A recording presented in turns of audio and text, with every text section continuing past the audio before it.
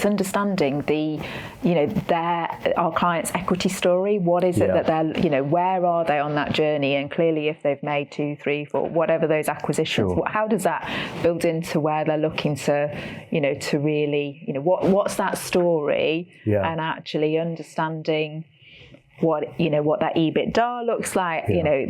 Our specialist P auditors are thinking about an audit through a due diligence lens, so that if as we need to be having the conversation with the CFO, CEO, board, and really understanding what that equity story is, so that then our process aligns with that. Understood.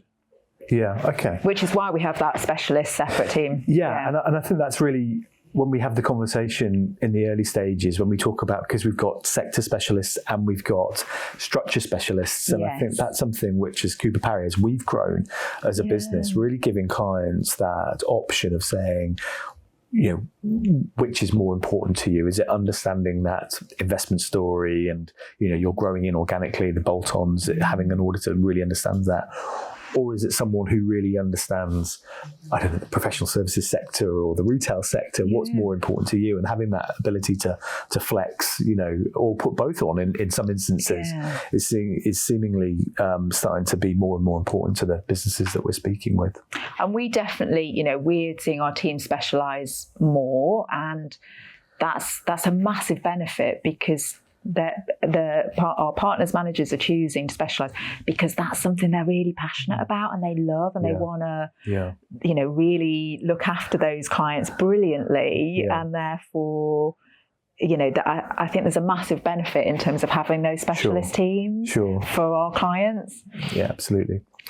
So kind of as we look forward to the next 12 months, what advice would you be giving to finance teams, management teams across the mid-market today? Well, there's all sorts going on at the moment in the world, isn't there, Ben? So keep calm, carry on. Keep calm, carry on. Absolutely. I don't know. I'll have to think about that, Ben, in terms of, because it will depend. I don't think there's one message that I'd be saying across all. I'd come back to where we talked before in terms of I'd be listening, understanding, that CFO, and then really tailoring that conversation around actually understanding their business and what's going to be important to them. I don't think there's going to be one message that would apply to that group. I think that's a really valid kind of answer, in the sense that saying they will all have some sort of aspiration or vision or objective or whatever they describe it. And I guess not losing sight of that regardless of all the external noise that's going on.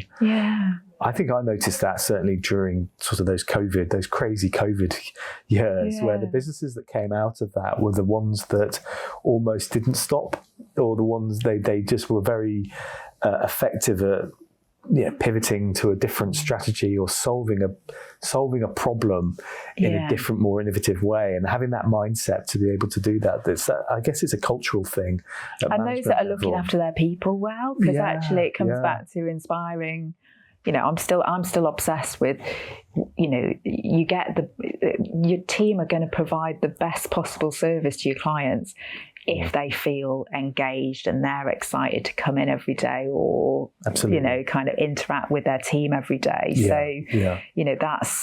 That's relevant to every single CFO in terms of building a brilliant team and investing in that team. And we, again, when you hear some of the challenges that businesses that we're not working with at the moment are facing, if you look at the root cause of that problem, whether it's identifying efficiencies, team continuity, lack of attention to detail, the root source of it is people. And it's about how do you attract, how do you motivate, and how do you retain the right types of people in that business. And I think alongside investment in AI, and where actually, because there's an argument to say that, well, to kind of make your business embrace AI, actually, do you need to take some people out of the team, because then that forces people to kind of be more innovative around using AI. I don't know that that's the right answer, but it's